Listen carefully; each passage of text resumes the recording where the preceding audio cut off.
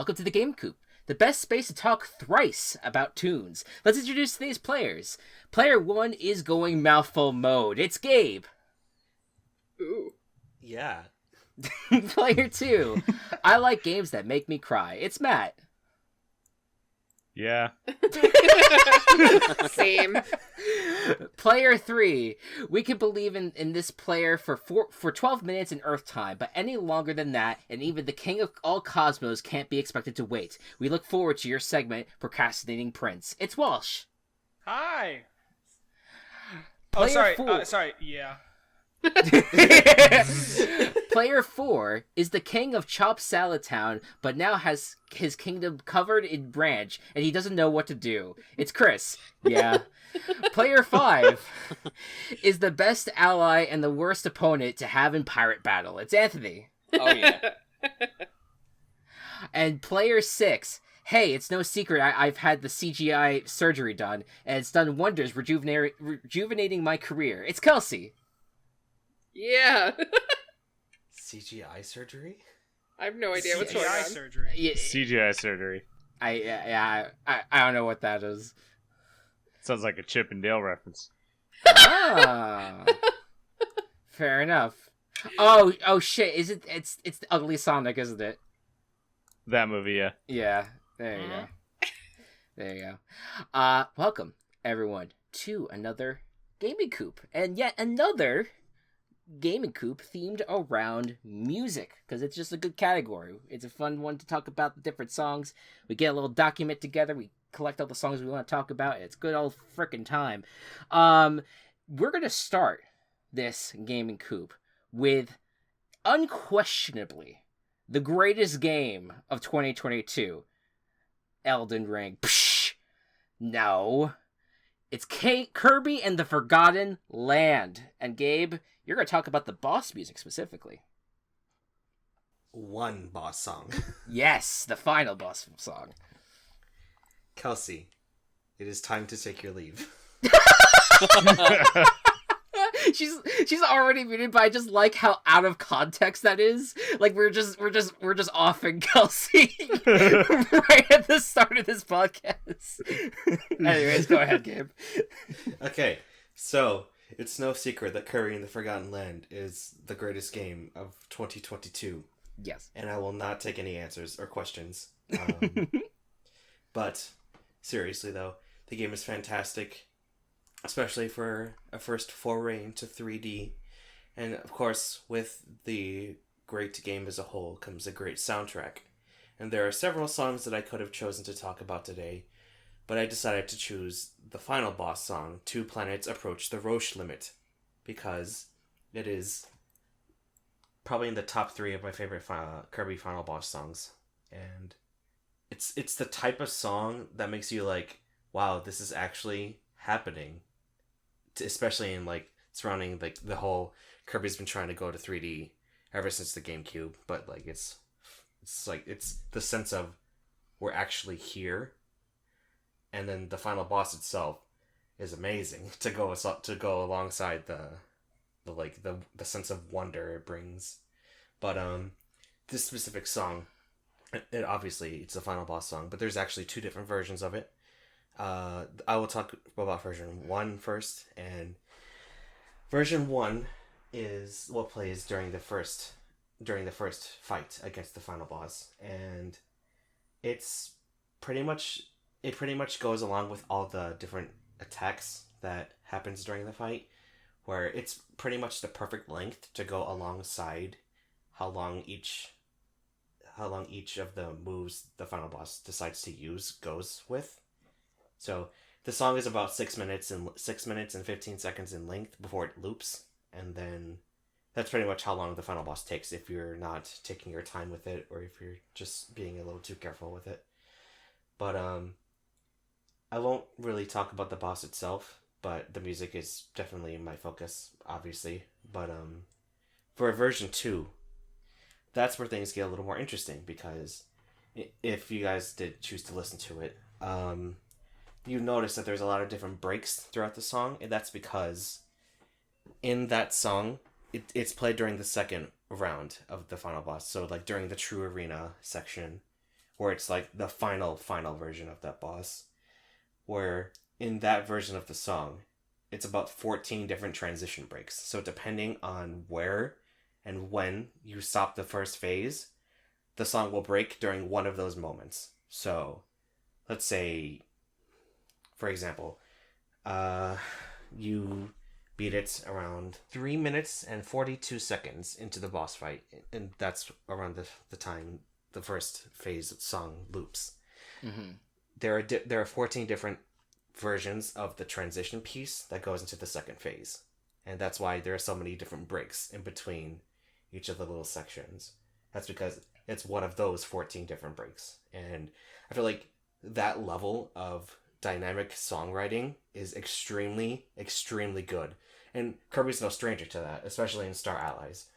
But I feel like when it goes this hard, it makes it extremely really cool, especially during such an epic fight that the True Arena version of the final boss is. It's also one of the only songs in the whole franchise that has such a big focus on vocals. Most of the other final boss themes in Kirby games, some of them do have light vocals, but this one has a very major focus on a woman singing, and I find that to be extremely extremely original in this case, because it's such a big thing when you listen to the song. And it took me around, let's say, 2 or 3 listens to finally get this is one of my favorite songs in the whole franchise. What about you, Chris? How do you feel, since I know you've played the game as well? Yeah, it's so good. It has so many it really sets the tone, and it kind of has a mix of I don't want to say they don't. I forget if they really pull a lot of classic Kirby tunes in there, but it has so much of the classic Kirby sound mixed in with this choral fucking epic music moments that it is very strange for a Kirby game. I played Star Allies shortly after playing Kirby and the Broad Land. And apparently there is some voice clips from that boss fight in Star Allies that they put into this final boss as well, which I thought was really interesting. And it's just in general, and there's the song that kind of is the most is the main theme of Kirby and Forgotten Land. In general, it's very weird to hear songs that have any vocalization to it, but I feel like it works very well in this game. And I definitely, and I forget, you could probably help me out with it. There's at one point, I feel like it is during the final boss, because there's a scene where you are being when you first walk into the final area of the game and you are hearing the woman over the loudspeaker, they take voice clips from that and insert them into either the final boss fight or a boss fight before that. But it's really cool and really eerie, and I just forget, I didn't hear it when I re-listened to it just now. But but it was a really cool way to kind of mix in and add to the sinister nature of the ending. That section that plays during the intermission part between phase 1 and phase 2. So okay.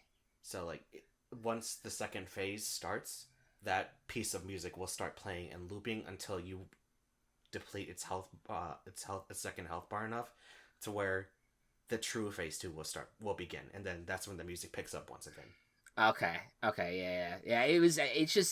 It was definitely, it set the tone of the whole thing. I never, Superstar Ultra, I actually did it before, but this is the first time I really feel like I just really had such a good time playing the True Arena for the first time, and I think a lot of it had to do with how really grandiose that final boss fight music was. It is phenomenal. I would think I know Nintendo has such a grand history with music in general, especially in the Kirby series. I really think that Kirby: The Forgotten Land is one of the best soundtracks overall.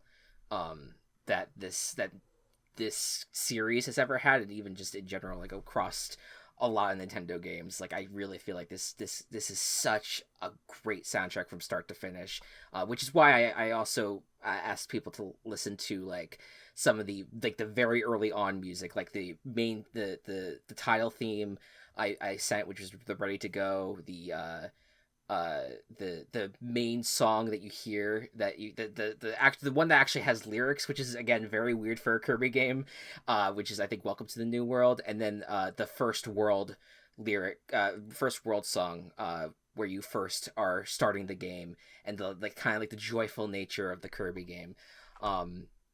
It to me, all of it is just the game is such a fucking masterpiece. It has become like one of my favorite games all time for me, and it's just the soundtrack. The game would not be at the level and the height that it is if it weren't for how hype the music is throughout the game. But the boss fight, I think, is a great culmination of it all. And like one of my favorite aspects of the game's music as a whole, it contains some of the most original. Like, there's only 2 songs from previous Kirby games that have been reused. Other than that, it's an entirely original soundtrack. Absolutely. It's so impressive. Like, it is like you there's a lot of songs that you remember from previous Kirby games, and like there's barely any of it in here. It's really great. Just a really good breath of fresh air, especially coming after Star Allies, where it was just constant fan service. Mm-hmm. The game it's a good game, but I felt like it relied too much on reusing assets from past games. Right. Yeah. I definitely, the little bit that I did play of it, I kind of felt like, okay. Yeah, it definitely felt very much more the same, and I can't believe the leap from Star Allies to Forgotten Land is just so big. It's so good. Anyone else have thoughts from the discussion for Kirby and the Forgotten Land? And I will also let Kelsey know that I think we got through the majority of spoiler stuff. The New World song, really good. Someone posted the comment, this is the Cascade Kingdom of Kirby music, which is the first major area in Mario Odyssey. Yes. And they sound very similar, and they are very, very good. Yeah. Both good. Oh, yeah. Yeah. It is fun when if you can nail the first world music, it's just like, okay, you set the tone for the game, and I'm in for it. I'm all in. Both of those songs are very, very good. I agree. With an entire orchestra, they still managed to have that like great Kirby feeling while adding this kind of heavenly and otherworldly feeling, and it especially like the chorus and the feminine vocals as well. It just takes you somewhere else, and I found that was really successful in what it was doing. The moment that song hit, that the Welcome to the New World hit, like in the game, and I won't necessarily spoil it, but it's super early on for anyone who wants to play it. Like, it's not the big spoiler at all. But when that song hits right out of the gate, you're like, oh, this is something new. This is something new, and I absolutely love it. I love the direction that they went with it, and it's like, even though like it does, like as every Kirby does, it gets very serious near the end of the game. They want you to feel that joy. They want you to feel like that kind of like, this is gonna just be a fun adventure. Just like lean back and just enjoy the game. It's just so good. It's so good. Is that you talking about Running Through the New World? I missed which one you referred to. Well, it's the Welcome to the New. I know they're tiled so similarly. Welcome to the New World is the one with lyrics. Okay, so Running Through the New World is my favorite, and to me, I liken it to, how, oh fuck, what? Welcome to, is it called New Horizons? What's the main Welcome theme? Horizons. Welcome Horizons. Thank you. I just completely, my brain there you flatlined. So Welcome Horizons, I liken it to that for me, in that it's like now just completely iconic and associated with the wonderful baby newness of the game and all of the adventure that you have to look forward to, that I just very much associated with that. So that's my contribution. Actually, I just straight up am just going to talk about that opening real quick. The fact that you wake up on the beach and you walk through the eerie, fog-filled forest, and then you walk out and you get this hit of the skyscraper. The camera pans back from Kirby and the birds are chirping and that song hits and you're like, oh my god, it fills you with so much joy. It's so amazing. Wow. You need a cigarette? And with that Like, no, it's just well said. yeah. Anyone else want to comment on Kirby and the Forgotten Land? No. Yeah, fair enough. Fair enough. But yeah, I super recommend this game to anyone who has not tried it yet. It is amazing. Thank you, Gabe. And now we will move on to the game that makes Matt cry. Which, honestly, like, fucking every game makes me cry. So that to me, it's not even a judgmental statement. It's just like, you know what? It makes you cry, and that's good. I love games that do that. It is Pokemon Mystery Dungeon Explorers of Sky. All right, Tell me when you're gonna start talking about it, so I can. I will. I will be getting into some end game plot spoilers a little bit later, but not immediately. So, Explorers of the Sky, for those of you who are new to Mystery Dungeon, which I've talked about this on the podcast before, but just in case, you are a human turned into a Pokemon. You go on adventures with a partner. In this case, you join an exploration guild and get all your missions through them. And it is a very happy-go-lucky start of a game. And then it gets, like, the most Mystery Dungeon games get darker and darker the more you look into things. So, the kind of the songs that I started out first, the exploration team theme, that's kind of what plays at the title screen. It's so triumphant. It really makes you feel like you're about to go on an adventure. The whole da da da da da da da da da da da da. Like, I love that little fanfare. Mm-hmm. It serves things really well.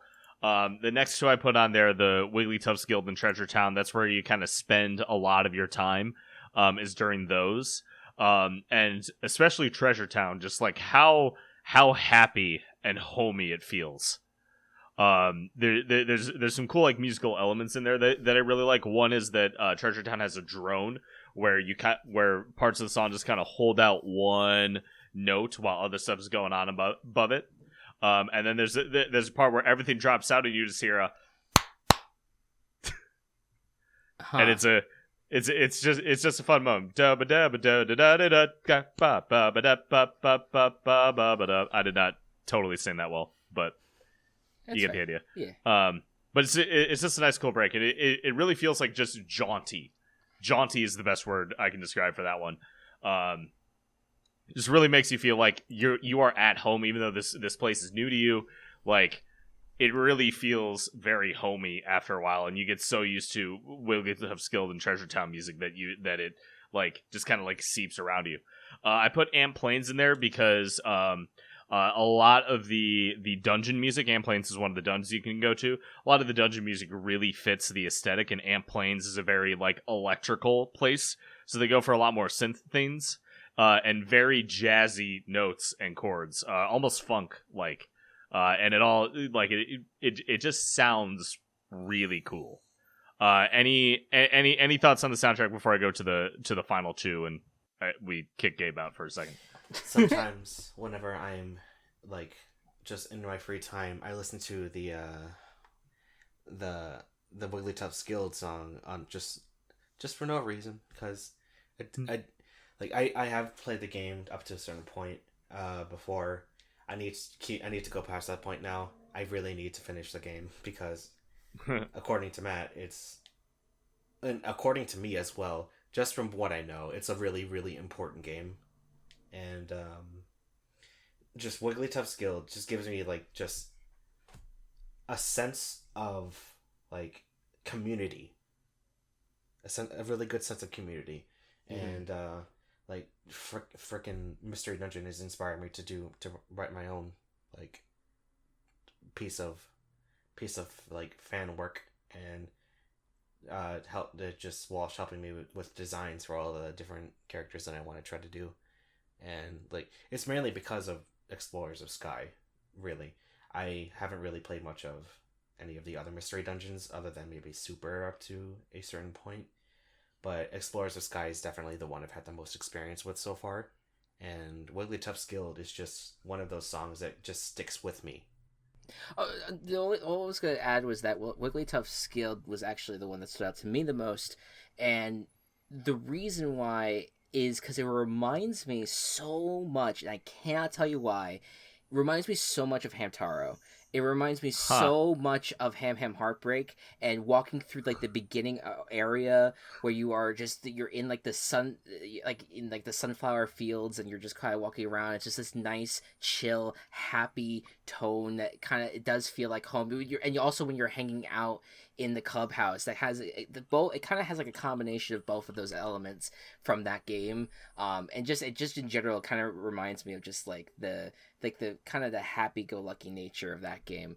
But it was very good. That one was very good. What I was going to say is that from the soundtrack itself, you know, I think we talked a little bit outside of recording about how even like the Pokemon and the Kirby soundtrack both sounded a little bit similar, but I really get this sense from like the Kirby soundtrack, while they very much utilize a lot of horns, there are of course like the orchestral like strings, while a lot of the songs in Pokemon Mystery Dungeon, you got those like Pokemon-esque horns and drums, and almost every song feels like a kind of exploratory march where you are kind of marching to the beat. And I think you said something similar to that, and then each place that you go to, you have that march, but you also feel the atmosphere of the place that you're in. And I think that especially a game where it seems like you are traveling from location to location and building a party, that march just helps create the exact tone that they're looking for. Yeah. All right. I'm going to move into talking about the end game now. So if you do not want to, this is for Gabe and for anyone listening, if you do not want to be spoiled about the end game, and I'm talking like final boss and beyond of Explorers of the Sky. We're talking Avengers Endgame. Yep. Yeah. No, if you do not want to listen to that, now is your time to stop listening for a few minutes or skip ahead. Or in Gabe's case, take off headphones or mute yourself. Goodbye. Okay, I wanted that at least some sort of confirmation.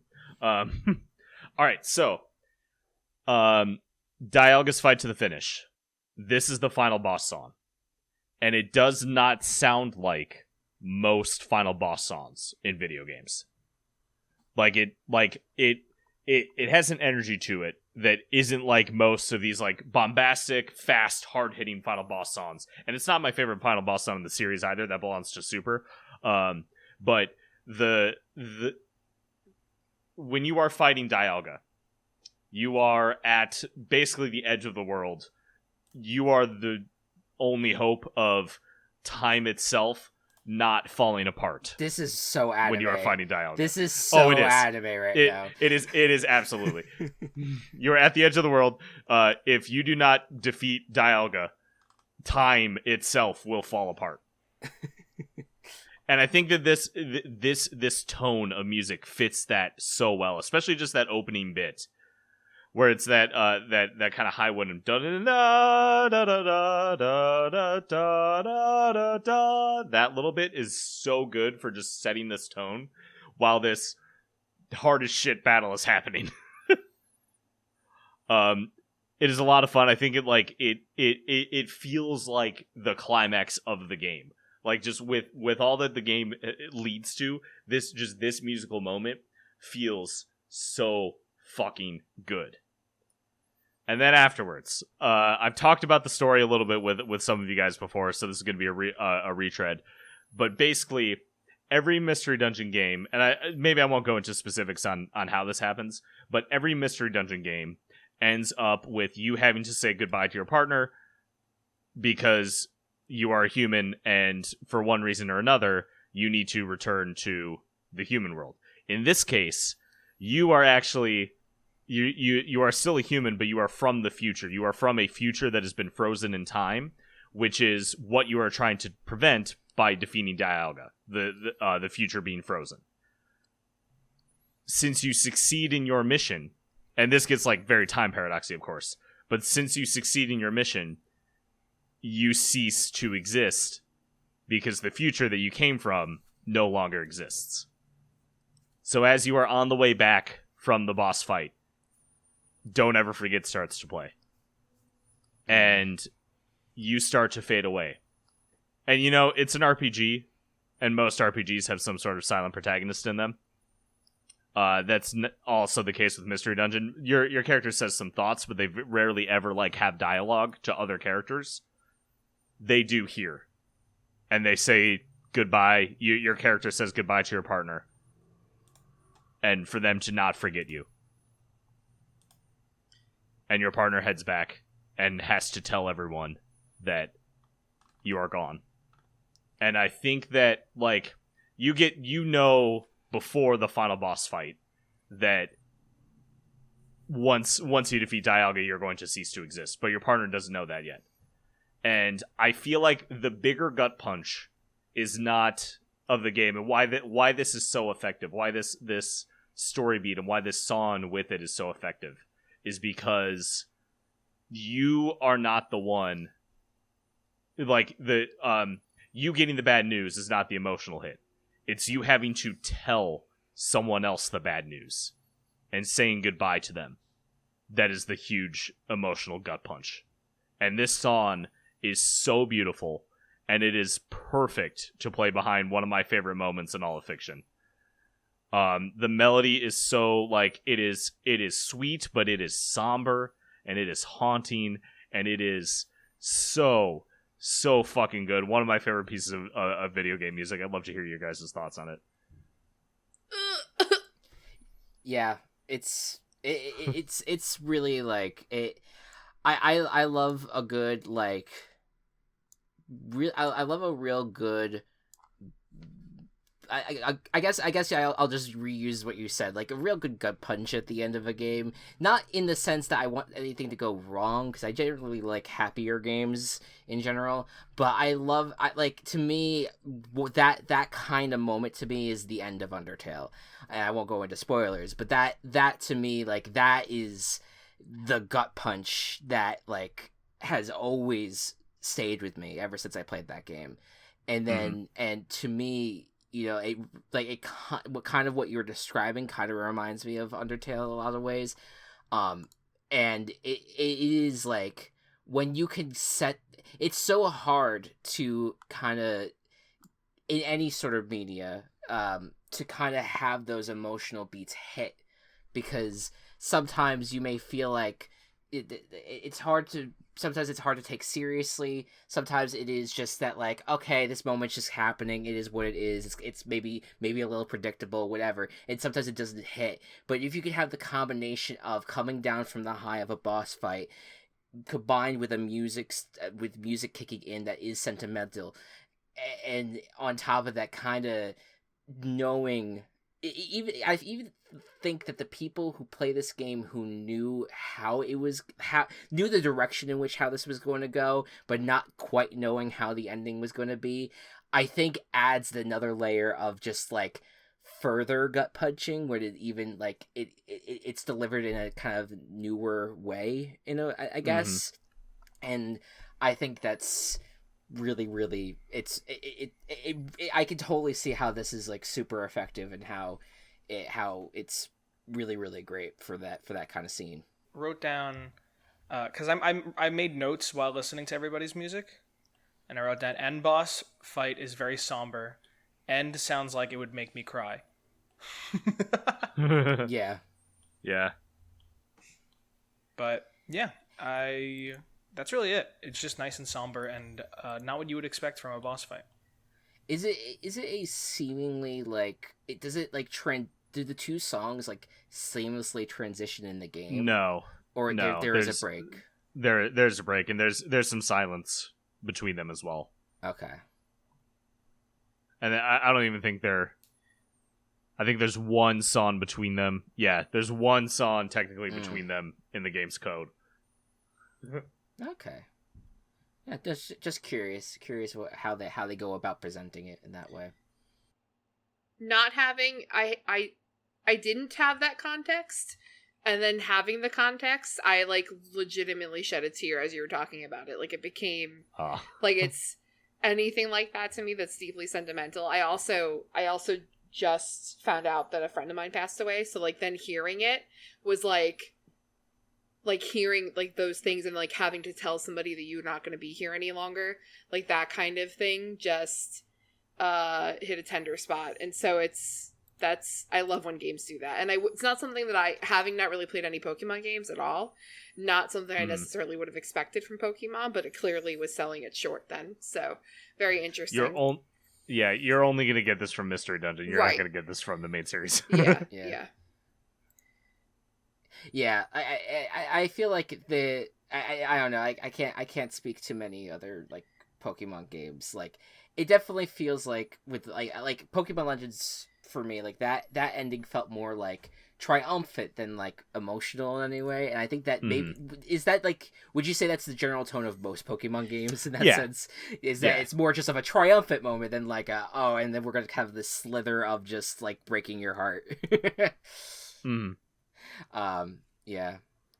It's I love it. I love I think one of my favorite things about a studio that's like making it sound like they're so much smaller, but like Game Freak and Nintendo and all the studios underneath Nintendo too, like I love that they're willing to kind of experiment and go in different directions with their franchises. Yes, you could also interpret it that be trying to like fucking try every which way to make money off of a IP, but like when it works, it fucking works. And I feel like Mystery Dungeon is one that like I don't know if has ever been super like successful like sales wise, but I hope that they keep on returning back to it because it clearly has a fan base and it clearly has people who really are emotionally attached to that kind of storyline and that kind of gameplay as well.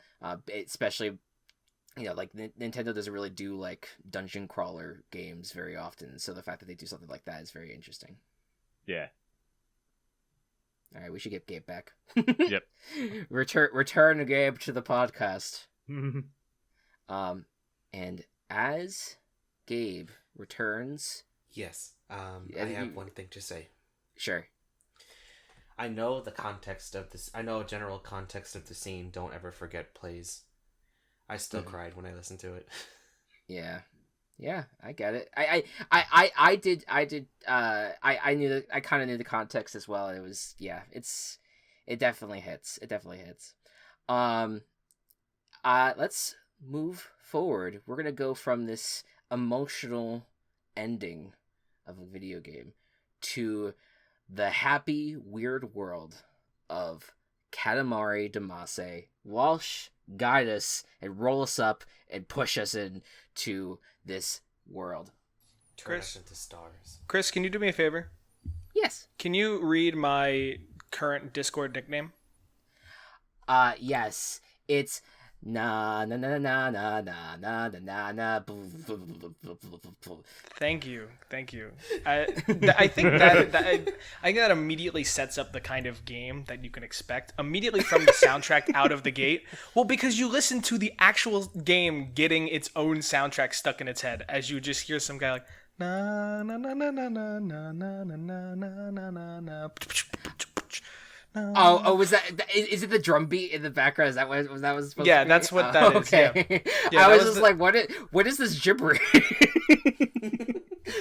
No, that's exactly what that was. And okay. But you, unlike, I always feel a little bit not lackluster, but you guys a lot of the time for the soundtrack ones will be like, and it plays into the plot, and it, you know, and the way it hits and it makes me cry, and I'm like, Katamari Damacy's soundtrack is just a fun time. Yes. It's just it has this playful atmosphere the entire time, and it takes these elements of being like grand and royal as well as like sci-fi and out of this world, which is exactly what it's going for, and it creates this colorful tone and just relaxed, easygoing atmosphere that you could just sit back and just roll stuff up. I think the whole point is that both the game and the soundtrack don't take itself too seriously, and it appeals to my child brain. So it all just comes together to create something really lighthearted and special that you don't get tired of listening to, even if you have to redo a level, even if you have to, you know, figure out how to do something differently. You don't you might get tired of like, oh, I gotta do this again and figure out a different strategy, but you are still just finding the time to just relax to that music and just chill with it. Especially when the game doesn't take itself too seriously. When you see the king and you hear his royal fanfare and it just sounds ridiculous, or you're rolling stuff up and you are listening to this lighthearted little tune, and it just becomes this upbeat, fun soundtrack to listen to. Lonely Rolling Star is like a banger. Like I turned that on when listening to all the songs that we were going to talk about, and like it, immediately I'm just like, oh fuck yeah. I'm getting so hyped just listening to it because it's so good. It's just fun. It's like you said, it's fun. It's upbeat. It perfectly matches the tone of the game, and it is a game that is goofy and the music is goofy, but it's goofy and good. Like you could listen to it and you could listen to it out of context and still like really enjoy the sounds of the game. It's a great time. Yeah, I feel like you get lost in like the momentum of the song, and then that in itself, you're building up momentum with rolling stuff up, and it just all comes together for this lighthearted time, especially one that doesn't take itself too seriously. If you were to think of like, oh my god, things are getting rolled up, and no one's taking Katamari that seriously, and neither does the soundtrack. That's actually, that's the song that I like as well, because I took notes for everybody's, and I wrote, so I have like in my notepad, Walsh, Katamari Damacy is creepy. It will never not be creepy. The songs that are voice heavy specifically are creepy. I liked Lonely Rolling Star. Those are my notes. Because I feel like the whole vibe has just always made me feel a little squirmy. Like just to the edge of it being really bizarre. And I'm not normal. It's something specifically about Katamari Damacy. I can't pinpoint it. That I'm just always like, this is fun, but like, what is going on? But not, in a very endearing way. Like, not that it deters me at all. But definitely Lonely Rolling Star, for me, is the standout of the soundtrack. It's funny what you guys call a banner or what I call a banner, because I love Fugue 7777. Oh, yes. Oh, yeah, that's good. That shit is Bach as hell. Wow. It was like legitimately that sounds like something that Bach would have written, and it was supposed to sound that way, and it's very good. That's the music that plays when you are talking to the King of Cosmos, right? I think so. Anyway, sometimes I'm not 100% sure on it. I know that there is sometimes a different music, like when he is grading your work, but I do believe that is definitely connected with him. Yeah. Yeah, I think that kind of music is like the more sinister songs in the soundtrack. I think are when it's King of all Cosmos just kind of like standing over you and just being and judging you and giving you a task that you must complete. But then the moment you enter the world, it's just like da da da da da da. It's just like, oh, okay, this is happy go lucky. Yeah, I love those songs, especially when you're knocking over people to absorb them into the Katamari. and then you send them into space to be part of a star forever. Yes. My favorite song was actually not part of what you selected, but there's like 20 songs, so I don't blame you for it. But the Que Sera Sera song is my favorite one. I'm not sure if you're familiar with it. Not off the top of my head, no, but I'll give it a listen. It's one of the many songs where the lyrics are all talking about rolling you up into their life, which is just so cute and cheesy. Yeah.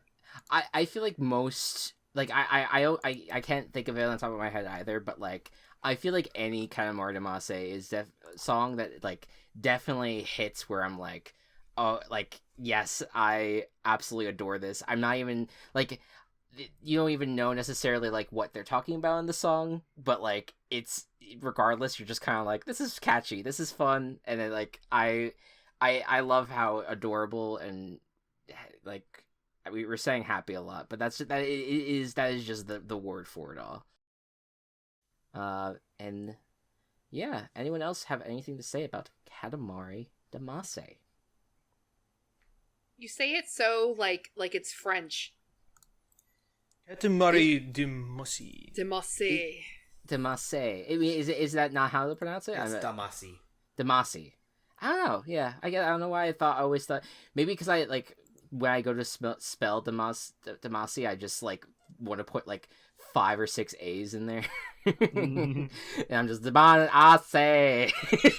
All right. Calm down there, bud.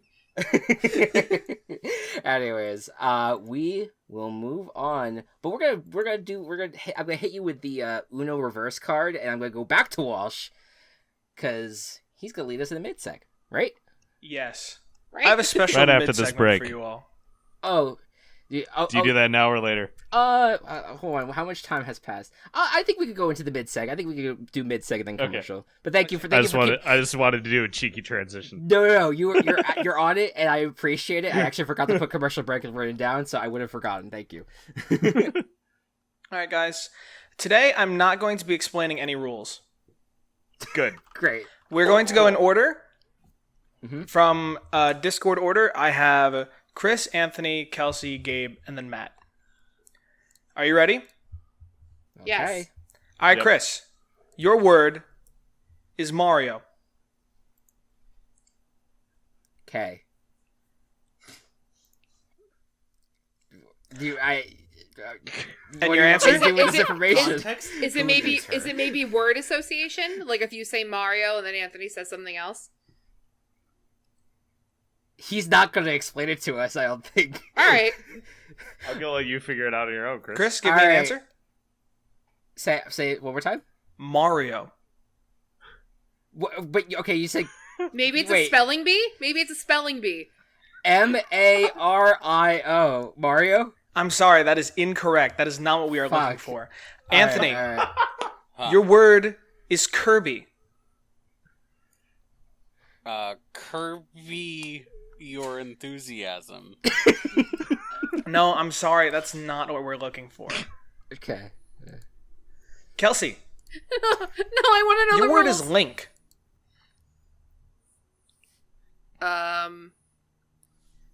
Link my nuts. No, I'm sorry, that is incorrect. That's not what we're looking for. No That is- points yet that on is the board. Always what you are looking for. Let's see if somebody can figure it out. Gabe, your word is Pac-Man. Is it color yellow? No, I'm sorry. That is incorrect. Matt, your word is Wario. Wah. That is 1 point for Matt. Yeah. Wow. Woo. And now we will continue with the game, and each round will be getting harder as we continue. Okay. Chris, Mm-hmm. your prompt is Pac-Man dies. Shit, hold on. I'm trying to remember. It's been so long since I played a Pac-Man game. Is it just like... womp, womp, womp, womp, womp, womp, womp? That is 1 point for Chris. Awesome. Great. Wonderful. All right. Anthony, Yes. when Mario dies. Wah! I'm sorry, that is incorrect. That is not what we are looking for. Now, would anybody like to try to steal that? I will. All right, Gabe, hot on the buzzer. I love the Amazing. sound effect at the Nice. beginning of that, too. That I was would not have done fantastic. That was fantastic. I hope you guys are keeping track of your points. Gabe, that point will go to you, and we will continue with our order, and we will go to Kelsey. Your prompt is Invincible Mario Star. I literally have never played a Mario game. Skylar's got it on my end. I was like, Would where is anybody that coming Stealing that from? point from the rest of us. Would anybody like to steal it? Well, it's da da da da da da da da da da da. Yes, it is. That is a point to Matt. Thank you, Skylar. All right. Now we go to Gabe. Gabe, Sonic getting a ring. Doodling? Perfect. That was perfect. I Wow. couldn't. I This- wouldn't be able to fix it or add anything myself. That would This be that's a entire point thing for is you. making me feel deeply inadequate. You're okay, Kelsey. You got this. All right, Matt. You've been spotted in Metal Gear Solid. Bleh. Perfect. Thank you. You're not wrong, but it's really funny. All right. And now we go down the rabbit hole. Chris. Mm-hmm. An Angry Bird. Oh, I never played Angry Bird, so I'm passing this. Anyone want to steal? Did anyone play Angry Bird here outside of maybe I Welsh? did. Oh, okay. I just didn't want to be greedy. Oh, it's Go a ahead, competition. You can do it.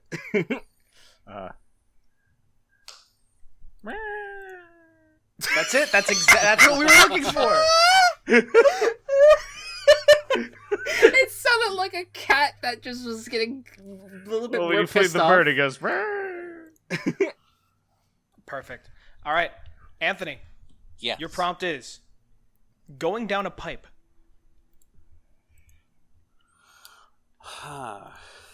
Now, could you describe the pipe? No. Well, Is- how is do I it- know which game it's from? I think he means a Mario, the green pipes. Okay, I just want to make sure. Boom, boom, boom. Perfect. That's that good. was That's good. Yeah, fantastic. that's good. That was amazing. A point for you. Thank you. All right, Kelsey. No. Your prompt is Wii Sports. I got it. Well, for context, Kelsey's mic has died, and she's passing. I got it. All right, Gabe. Da da da da da da da. Perfect. Wow. Excellent. Like an orchestra sent from heaven. Now, Gabe, I bring to you your word. Sega. Sega. Perfect. Thank you. All right, Matt. Final lap in Mario Kart. Oh, jeez. Oh, I know. I think I know it. Da, know da, this. da, da, da, da. Ah, That is close enough. I will give you the point. Okay. All right, last one. Everybody ready? These are going to be hard. You ready? hit me. Chris, your prompt is a game of Team Fortress 2. God, these are games I've not played, so I'm sorry. Passing it. I'll take it. All right, Anthony, hit me. Ba-da-ba. Yes, that is excellent. Thank you. All right, now we return again to Anthony for Yes. Call of Duty Zombies. Oh, I haven't played Call of Duty Zombies. How can it sound any different than like a regular zombie? Like it must just sound like a zombie. Oh, wait, hold on. Mega Kill. That's. Would anybody like to try to steal it?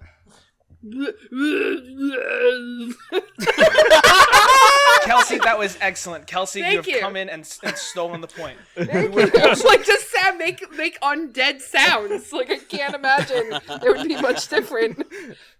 I was definitely looking for some more specific. Like there are some really iconic ones that are like. Oh, that for the record, that was going to be my next iteration. So, All right, Kelsey, yeah. a Skyrim dragon. Oh, like the dragon itself just screams and spits fire, or do you want me to speak the actual dragon language? Because all right. I'm So sorry, like if Kelsey, you were like that's not if you what were we like looking for. What? Would you like to have another try? yes.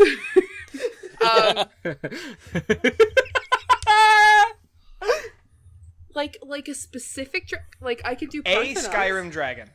Any Skyrim dragon. Okay, alright, so Parthenax is like Dovahkiin. Fuck the Greybeards, you know what I mean? I think that was a perfect. Thank you. Perfect. I was looking for a word, but only perfect comes to mind. So that is a point for you, Thank you. Gabe. GLaDOS roasting shell. I could have done that one too. Ah, fuck. If you need to Yeah. pass, I got it. No, I'm not passing. Okay, I'm not okay, passing. Cause like I gotta get all the points. Well, no, this would be like my second point.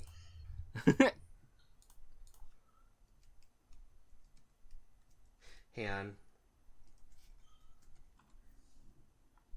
Chell being the main character of Portal. Yeah. I know. Okay. Remember before when I was talking about useless smelly garbage standing around being useless? That was a metaphor. I was actually talking about you. Excellent. Sorry, you didn't react at the time, so I was worried it would go right over your head. Wow. So good. So good. Perfect. I would have taken anything in a deadpan voice like "Your parents are dead" or something like that. That was excellent. All right, Matt. Final one. All right. Creeper. Perfect. just deflate? Thank you. Wow. Thank you. I would have also accepted "Aw Man." I missed it. All right, everybody. Everybody can count up their points. See how they did.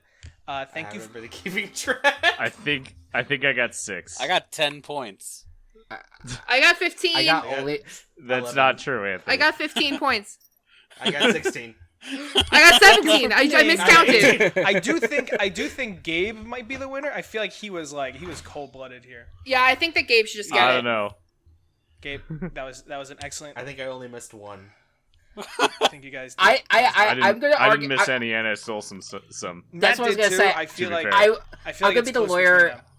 I'm gonna be the lawyer of Matt here and say I think that he actually was the winner, just because All right, wait. he was the first one to catch on to what was happening. That's And so true. That whole That's first round, we all lost it except for him. Yeah. So that's why I think he got it. One more, winner takes all. I was just gonna say that, but I also feel like Go Cup should get bonus points for figuring out what the fuck was going on. That's No, he true. shouldn't. I like this segment. This segment was inspired by the College Humor show Game Changers, and we might return to this kind of style again. Cool. Cool. You Sounds won that, good. man. I'm sorry. What? You won that. I'm sorry. Oh no, it's okay. It's all good. I think I only ended up getting 1 point because I was trying to figure out what happened, and then I got games that I just never played, and I was just like, all right, I'm stuck here. Anyways, I also like that I That's- made Parthenax like a deeply disgruntled man from Brooklyn. yeah, fuck the Yeah, Greybeards, you know what I mean? mean? Fuck the Greybeards. See, I was hoping you guys would be like, "Oh, I don't know anything about this game. I'm protect the fortress. We're on a team, guys. It's the second time we're doing this. Shit.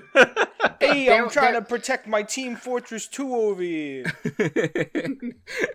Spencer down. You know what? If you don't tell us what you're gonna do for the mate psych again, and then just do it again, I'll make sure I come up with my own bullshit next time. Because I felt I was just dismissive. I was just like, no, fuck this shit. I don't know what I'm doing. But anyways, I don't know what I'm doing with voice acting, but I do know I have a great game to talk about right after these messages. Wait, hold on. Before we go to messages, Yes. I'd like to pass the talking stick to my good friend Matt. Yes. Well, oh, because we're gonna go to commercials. Yeah. It has been 2 years since we started Team Chaos Productions, and we would not be where we are today without the help of Anchor. You've heard us talk about it all the time, but let me remind you, this completely free platform gives creators the tools that allow you to record and edit your podcast from your computer or phone. Once done, Anchor will distribute your podcast to Spotify, Apple Podcasts, and many more so you don't have to. You can also make some money on the episodes with no minimum listenership. It's everything you'd ever want in a podcasting platform, so download the free Anchor app or go to anchor.fm to get started. Happy podcasting. What makes Table Party different from other tabletop podcasts? The music, The setting. The characters. The gore. a bunch of different games. The refreshing coldness of ice cream. The 300-foot-tall squid named Delilah. The dice rolls. The horrifying body horror. The aroma. The suffering of my players. Dairy Queen blizzards. The luxurious plush texture. The free coupons. Bad decisions. And who can we expect? I'm Kelsey. I'm Matt. I'm Gabe. I'm Walsh.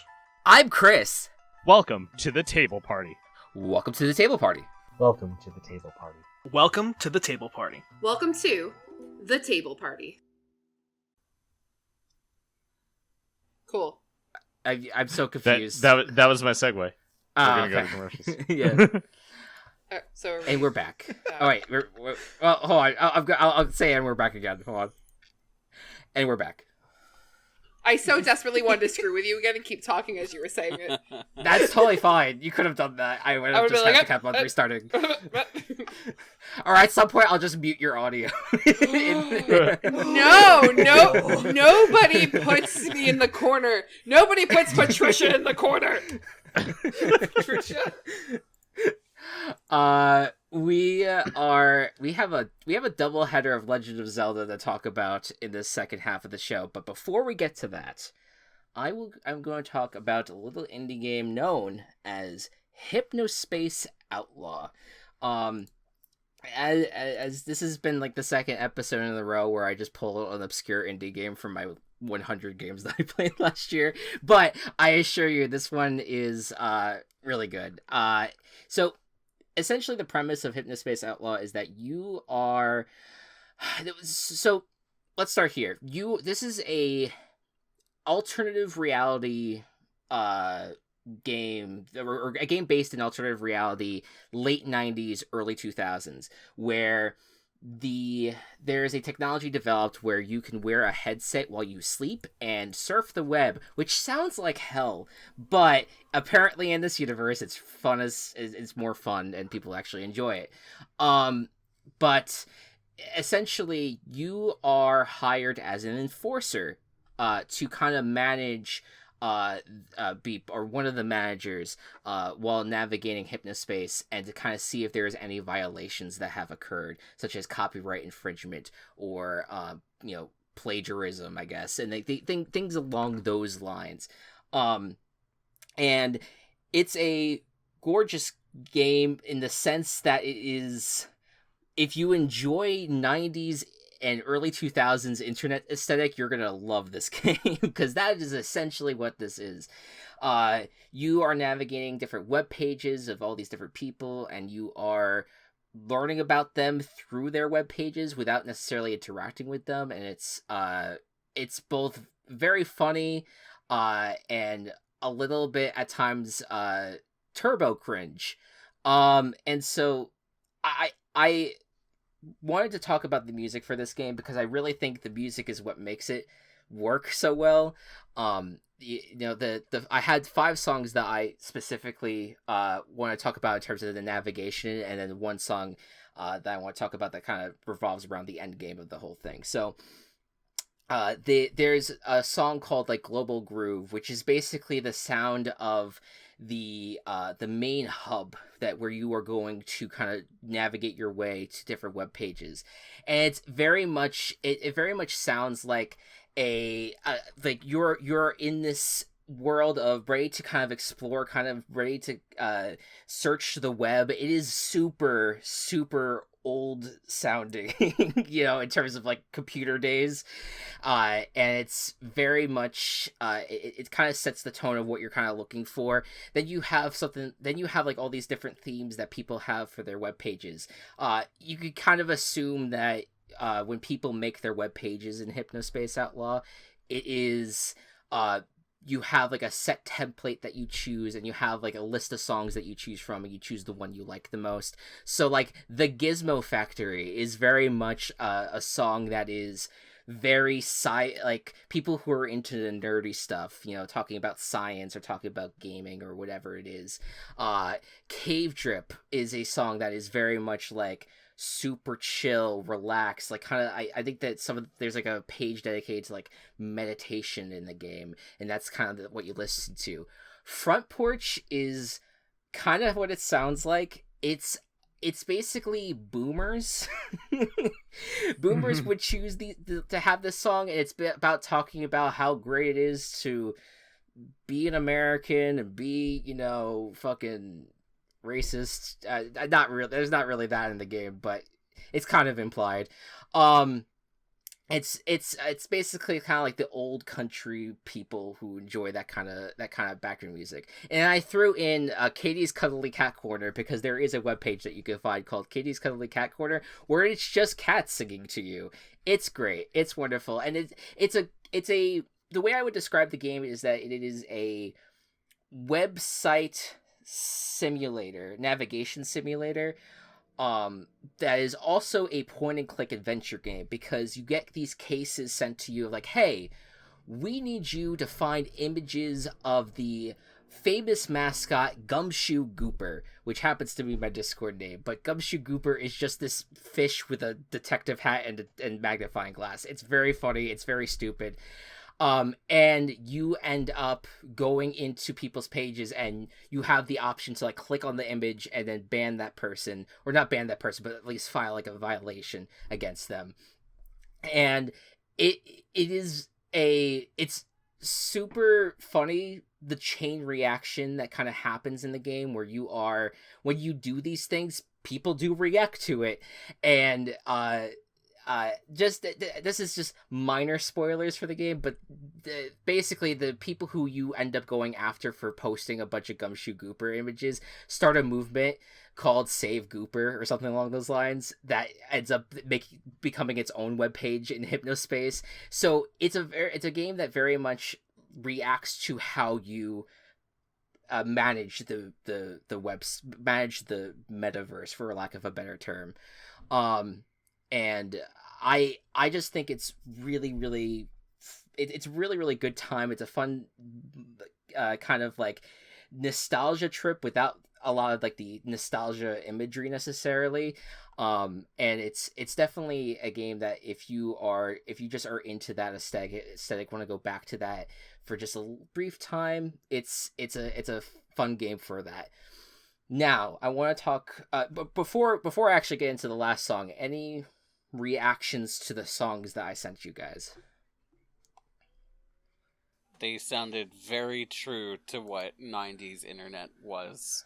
Yeah, I want to talk about the soundtrack. I was actually a little bit familiar with this game as well, but I mean, really, like, if I felt like just listening to it, I was like, learn to type.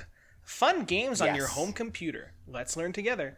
For those who know, I felt like I was just like chilling with Schmorby, the internet worm. Yes, yeah, basically.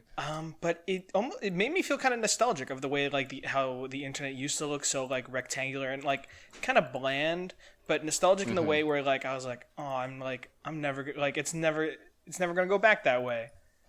But yeah, I just felt like I was learning about cyberbullying in elementary school. And like the teacher brought in a TV and there was going to be like a cool transition. Yeah. I felt like with this game, it has like it definitely wanted to kind of specifically talk to like people who grew up with computers. I think it specifically wanted to kind of like reach back into the soul of those people and just be like, hey, remember when how all of this used to function? Like, it reminded me very much of navigating like Neopets, and like seeing all the different web pages where you'd have like they even have in the game where if you go to a specific person's web page, like the mouse cursor is different and the like the background is different. There's certain templates that you kind of will start to find familiar across different web pages to kind of make it seem like, oh, okay, everyone just really likes this template, and so they ended up going with that. And that reminded me of being on Neopets back in the day, where everyone kind of picked a specific template that became very popular, and you were like, oh, okay, everyone's into this.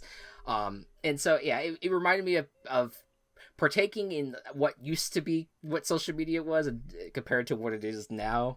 And it's definitely a weird, you feel weird playing the game, but it's a weird, good kind of weird.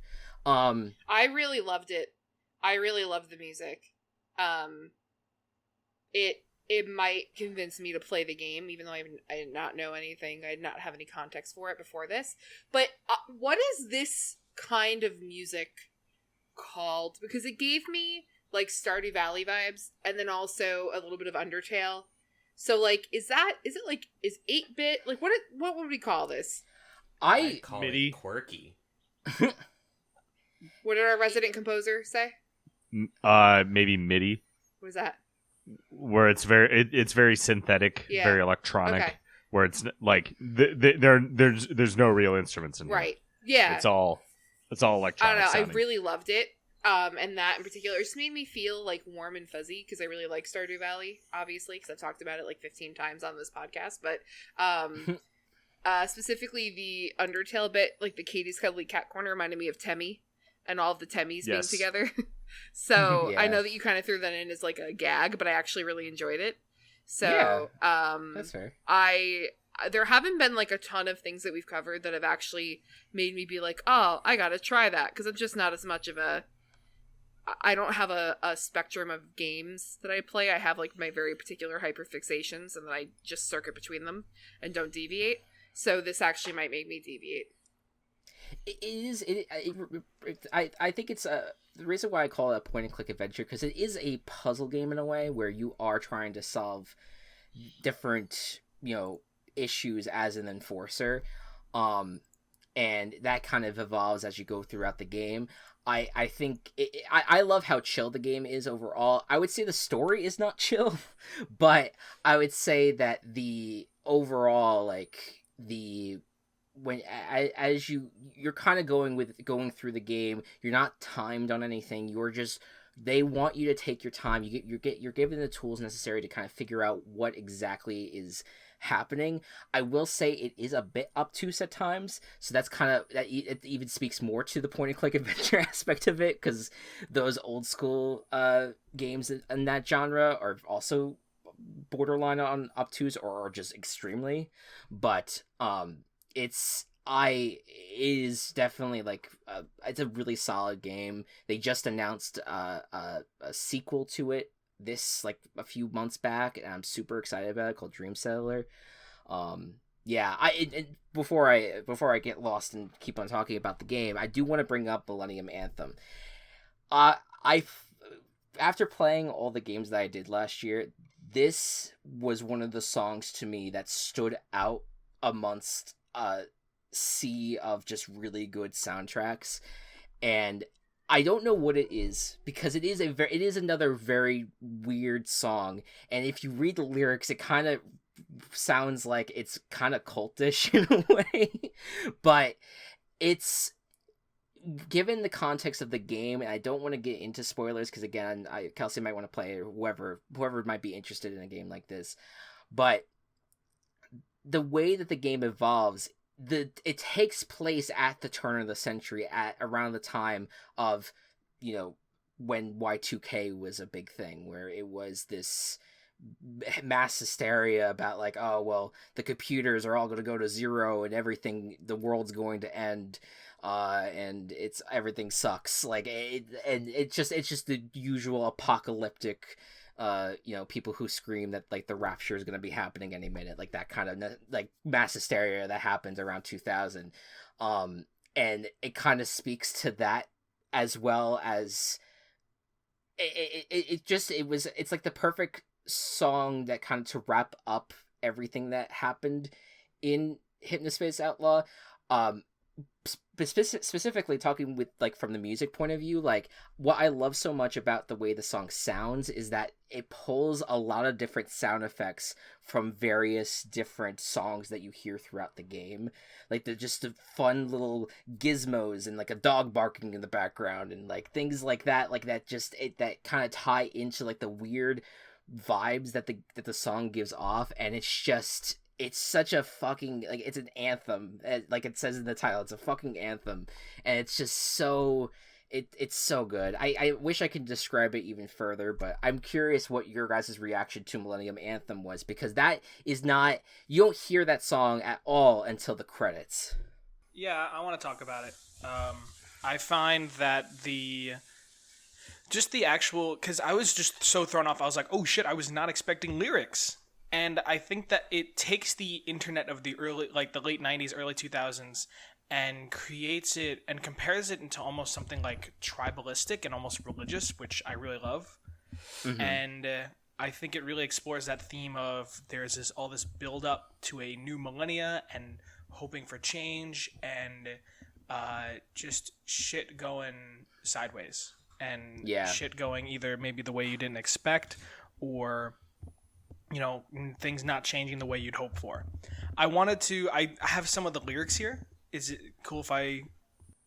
Sure. I don't think there's not spoilers in the song for no. I mean, there is one verse where they say, "On New Year's Eve we don our robes. Your dad fills jugs of water as we wait upon the Lord. The temple will be safe from snow.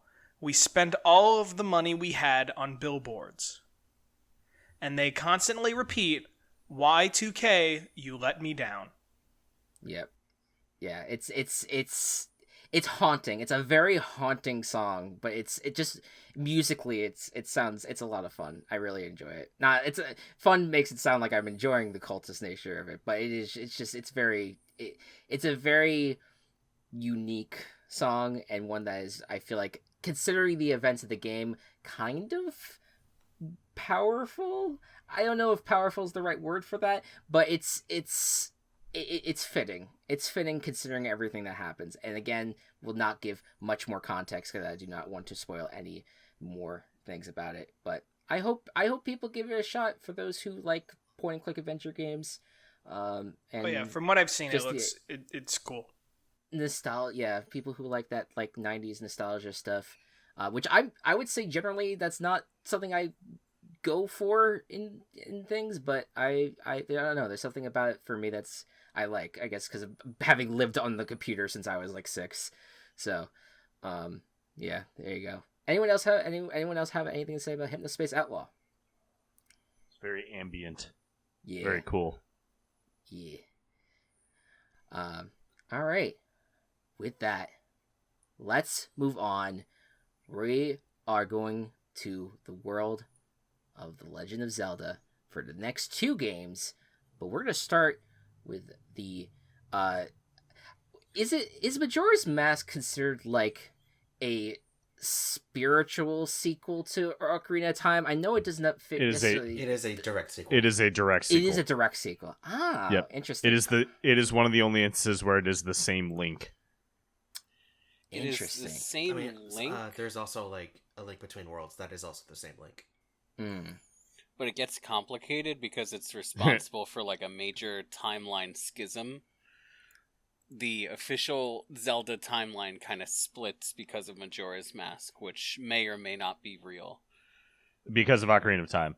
Yeah, it's whether or not Link dies against Ganon dies before then or wins. Interesting. Or returns to the past. And the Majora's Mask is one of the timeline branching offs. We're going deep lore, folks. There you go. Buckle up, bitches. We're going in. Well, Anthony, how about you go in on the Majora's Mask music? Sure. So, when I was a kid, I got a lot of video games from yard sales. So I discovered Majora's Mask in probably around 2008. And it was the perfect game to spend all summer playing. I'd literally go in the pool all day, come in, play Majora's Mask until I fall asleep. And so this game holds a very special part in my heart.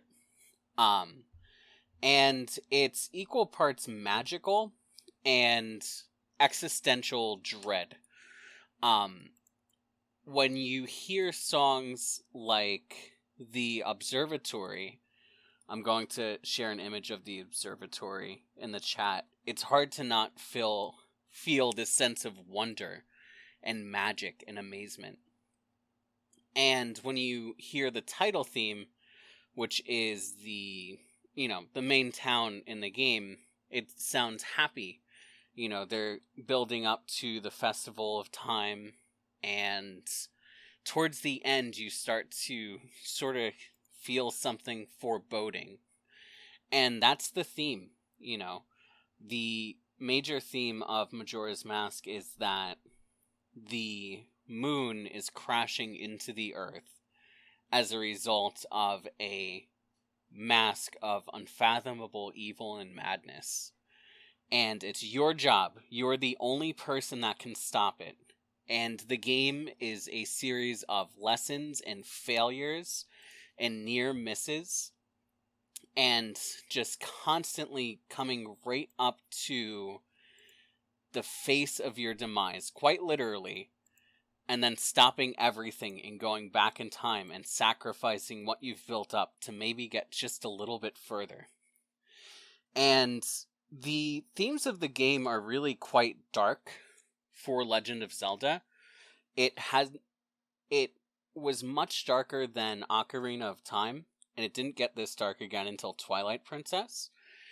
But at the very start of the game, you're cursed to take on the form of a Deku shrub, which is one of the most non-threatening and cowardly enemies in the game. And you're concerned that you've lost your humanity permanently. And eventually you find a way to kind of recover yourself through the Song of Healing. And as you carry on through the game, you find people who have met their doom. You find a ghost or somebody on the very verge of dying. And you perform this rite for them by playing the Song of Healing, and you save their soul and carry on their mission by storing their soul in a mask that you put on to become them. And the game plays with those themes of death, of mission, of redemption, of an overwhelming futility, but carrying on and winning it anyway. And you can kind of hear that in the music. You know, sometimes the music is really whimsical and happy, and other times it's really oppressive and scary and even mad. And you can kind of hear that, like the Clocktown Third Day music. Yep. Everybody in the game is kind of like stressed out, but they don't really know why. And they just have this like lingering anxiety that something isn't quite right. And you're really the only one that seems to know. And at the very end of the game, when you've defeated all the bosses, when you've called forth the giants from every corner of the earth, that's when the Giants theme plays. And it's this song that's it's hard to put an adjective on it, because it's kind of somber. In the lore, the Forest Kid, sorry, not Forest Kid, what is he? Something Kid? Skull Kid, thank you. The four giants are actually his friend, and they knew him before he got corrupted and turned into Majora. So calling them forward for this duty to stop the moon from crashing and to save the world is something very serious and somber. And then the Majora's Wrath battle, which is the very last song in the playlist, it is just absolutely wild. That's when you actually face Majora, the entity of Majora within the mask. And the very last battle that'll decide the fate of the world. And you can hear it, this sort of unhinged, unrestrained anger and madness. And I think overall, the point I'm trying to make is that Majora's Mask tackles a lot of themes, a lot of really adult themes that even I didn't fully digest until I became older. But the central point of the game is music. You use music to sort of enact change upon the world. The Song of Healing is one of the most powerful songs in the game, in that it's a way to release people who are in between being dead and moving on. And you kind of force them through that and absorb their pain and their mission and what they need to do. And there are songs to slow down time, to speed up time, to go back in time. Quite literally, music is the way that you enact change upon the world in the game. And I think that it's a really beautiful game for it. There's this one word that I feel like aptly describes most of the music in the game, and it's phantasmagoric. And what it means is having a fantastic or deceptive appearance as something in a dream or created by the imagination. And I feel like the whole like theory behind the game, like, is this like Link's purgatory or whatever? Like, I feel like with those undertones, it really describes the music as a whole in the game. And like literally, for some time when I was younger, I would just go to sleep with the Song of Time playing in my earbuds. Like, I just found it to be very soothing and not Song of Time, Song of Healing. I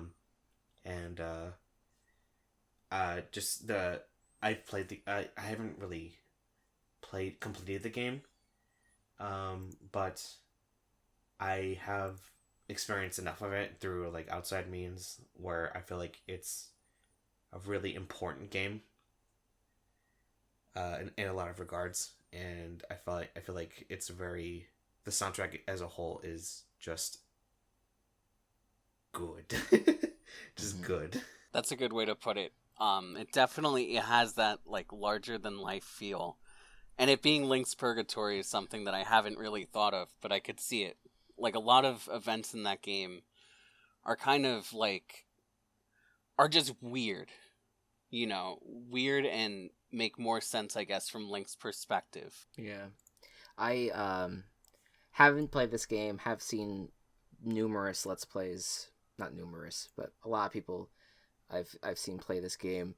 The Clocktown Third Day really stood out to me because it was that juxtaposition of like the Clocktown really happy-go-lucky music with that it's not even like that hardcore song in the background. It's just like this lingering danger that's kind of like playing over the third day that just feels so it's haunting, and I don't know if I like it, but it's so good. Very separate from all the specific discussion, though. I will say, like, I think it's Guro song that is so iconic to me, and so is Zelda's theme. Zelda's theme actually makes me like emotional, and that's coming from someone who has never really dabble in the most lightest term. I've dabbled in Zelda games, and I've never really gotten into them, but like that Zelda's theme to me has always been that one of those musical, like that the musical mainstays throughout a lot of the series, that like it's just whenever you just hear it, you're just like, it's so good. It's just so like, I don't know. Heartwarming is not the right word, but it's just it's very nice. It's very nice to hear. You call it feel good, I guess. Yeah. It's just it's like knowing that there's a nice presence there. It's someone that you could trust. Like that's that kind of that like knowing it's like, okay, this is someone who's gonna be my guide, or someone who's gonna be like there for me. Like that kind of song to it. Like that to me is it's very nice. But yeah, it just seems like such a unique Zelda game compared to a lot of other Zelda games, which obviously like all of them are different. They all have their own like central storyline, but a lot of it, from again the outsider point of view, could be wrong. It always feels like there is just this end goal of like you are on the adventure, and you are pushing forth to hopefully to take down Ganon, who's doing terrible things, looking to take over the world or whatever it may be. But I feel like Majora's Mask is so unique in that fact that it is trying to tell these other stories in a very somber way, and something that you don't expect a game that is meant to be played by a lot of different people, a lot of different age groups. Like, you don't expect it to go the distance that it does in terms of really like tackling death the way it does, especially like a Nintendo game, and it's so good. I could tell like by just the aesthetic of the game that it's just I could tell what it means to people and how impactful it is. And I just remembered one thing I really wanted to touch on is my favorite quest in the game. There is a farmer who has all these chicks, and he doesn't care that the world is about to end. He cares that it ends before he can see his chicks grow up. And this is one of many side quests in the game where it's kind of, you have an existential person in front of you, and you have the actual means to give them what they're looking for. There's a certain mask where if you equip it, you'll start marching with music, and animals will follow you. If you march with all of his chicks, one by one, they'll become fully grown. And he will say it's the only thing he cared about to see before the end of the world. Holy shit, man. It's like so, that's so heavy and so beautiful. It just hits you so hard. Because it's like when you love something so deeply, it's like, will I live long enough to see it actualized? And then, like, to have somebody give you the gift through this, I don't know, this fucking kid with masks running around granting people's wishes. But, like, to have him then be able to grant, like what you just seeing these guys with the crest and all, I don't have regrets about anything anymore. Like, that's so... It's in my, something's in my throat. Excuse me. Yeah, it's so much. It's but in the best way. Like it's like, it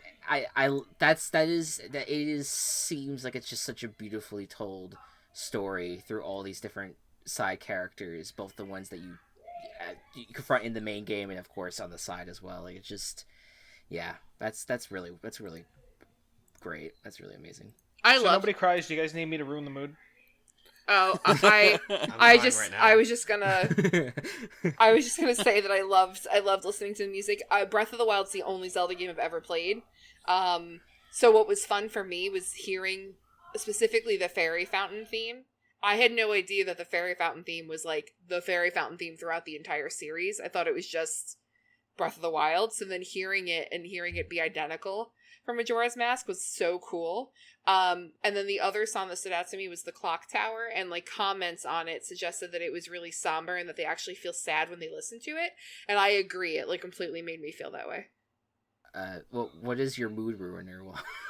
Oh no, I was just gonna talk about the music. I think the music is excellent. It's just that I can't listen to any song that I recognize. Makes me think that I'm watching like a video game reviewer.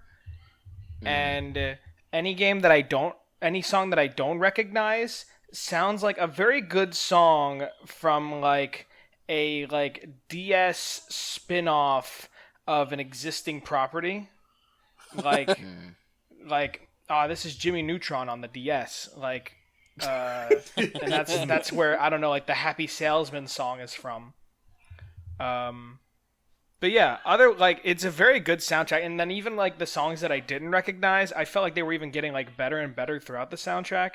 And then additionally, the thing that like caught me off guard was the Guru Guru's song actually swung. I don't know if anybody else was listening with headphones, but the sound actually moved, like the beat moved from one headphone to the other. And I was like, oh shit. I think that's probably intentional based off of who Guru Guru is. Yeah, that was my experience with it, and I was like, oh, this is good.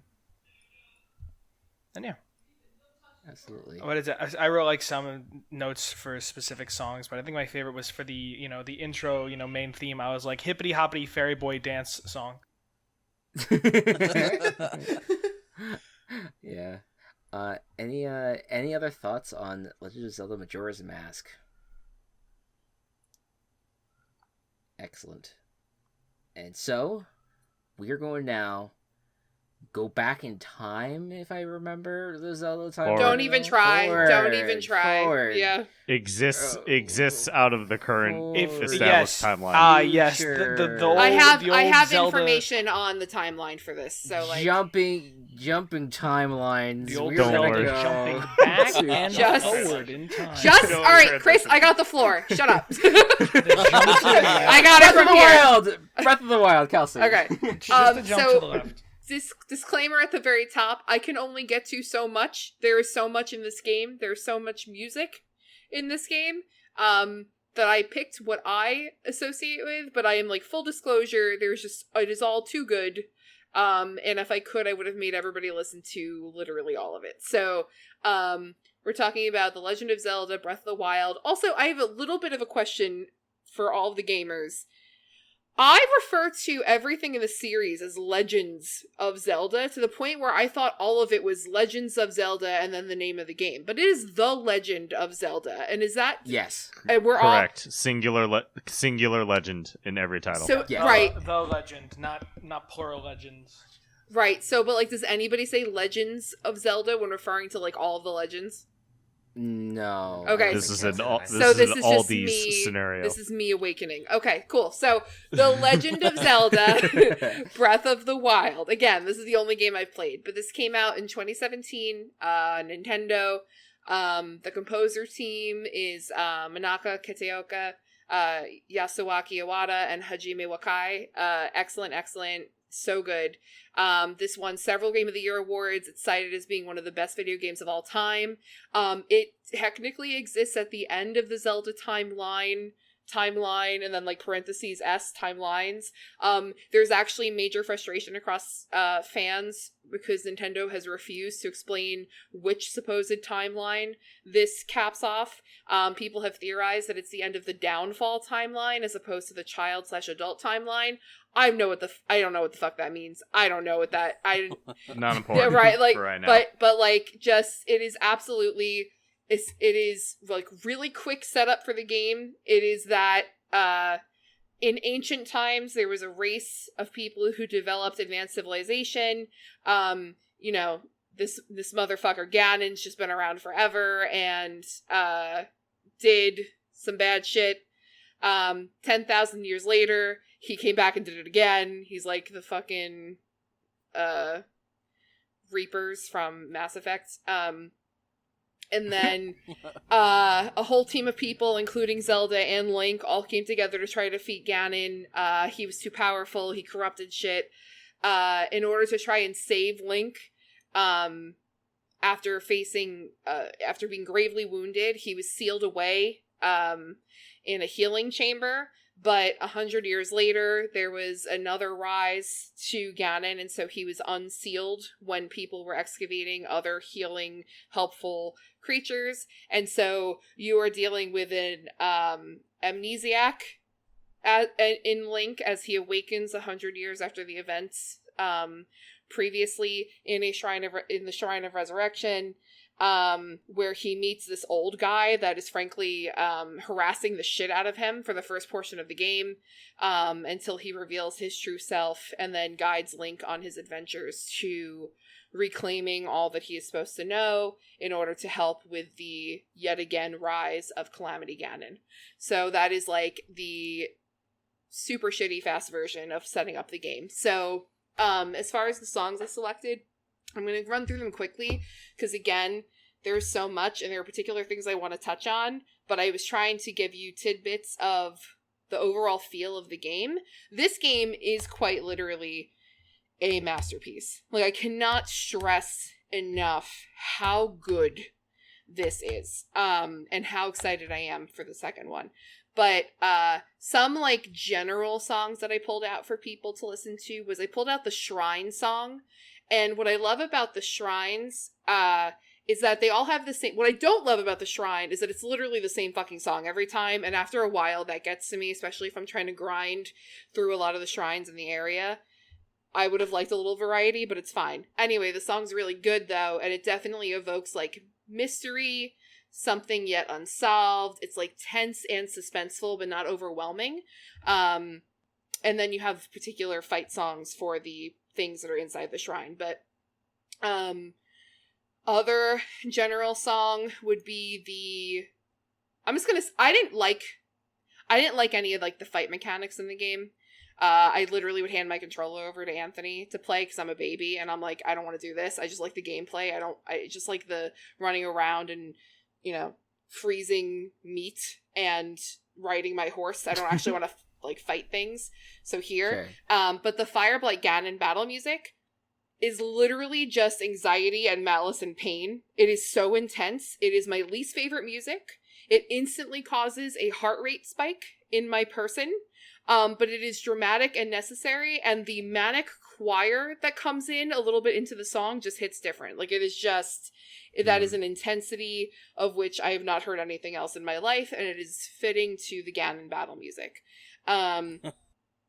Additionally, the stable music is some of my favorite music in the entire game. It's like cozy and familiar and folky. I assigned all of these songs perfume type notes to them as I was just writing down my notes and describing them. But the stables they're like gentle and friendly, and every stable has the same music. And so it's like if you're riding through and you're discovering new lands and all of a sudden you come across a stable, as soon as you come within earshot of being able to hear that stable music, it's like there are no surprises here. You get what you expect. Everything's just grab a bed, name a horse, do what you want. We're all friends here. It's wonderful. Yep. Love that. Love the village. Love the stables. Love that for me. Let's see. Another, I'm kind of doing this very all over the place, but another anxiety-inducing sound that comes in is the omen of the bloody moon. Or bloody moon or blood moon? Bloody moon? Blood moon. Blood moon? Whatever. It's called the Blood Moon. I think that's just a fancy title. Okay. Yes. I know it as the Blood Moon, so I was confused by my notes. But essentially, in the game, enemy reset occurs when there's a blood moon that rises in the sky, and then everything freezes, and you're like made to listen to this disorienting, raw, destabilizing sound. That's like it's not quite a fight music, but it's kind of like this, I don't know. I think it's, in my opinion, overly dramatic. If enemies just respawned because there was a timeout, I don't need a whole cinematic with the blood moon every time it happens. It's anxiety inducing, but it's fine. There's like this wonderful way of making me have an anxiety attack in this game, which is just, it's balanced out by how lovely the rest of it is, but it's a lot. Then one of my favorite parts of the entire game is that each of the villages has their own little theme song. I highlighted like two that I really loved just because they were like good and like good representations of the actual community. Two that were my absolute favorite that I'm going to talk about a little bit more in depth. Just really quick, the Great Fairy Fountain, I mentioned it a little bit earlier. Thought it was so cool that it's the same song that's in Majora's Mask, because I had no idea. But I just love that the song is like alluring and romantic and sexy, and in my notes I put perfectly frames these giant sexy women who exchange game enhancements for some heavy petting, because that's essentially what happens, and we all know it.